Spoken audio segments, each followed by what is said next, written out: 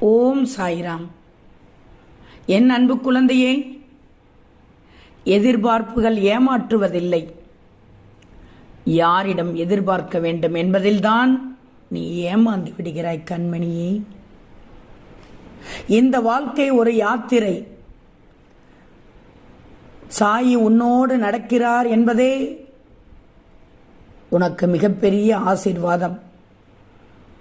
உன் பாதையில் வரும் கஷ்டங்கள் எல்லாம் என்னுடைய கருணை கதவுகளை திறக்க தேவையான சாவிகள் தான் தங்கமே. என்னை நம்பு, இந்த நாள் உனக்கு இனிய நாளாக இருக்கும். என் தங்கமே, எந்த ஒரு நிபந்தனையும் இல்லாமல் உன்மீது அன்பு செலுத்துபவர்களை பத்திரப்படுத்திக் கொள்ள வேண்டுமே தவிர ஒருபோதும் எந்த இடத்திலும் உதாசீனப்படுத்திவிடக்கூடாது.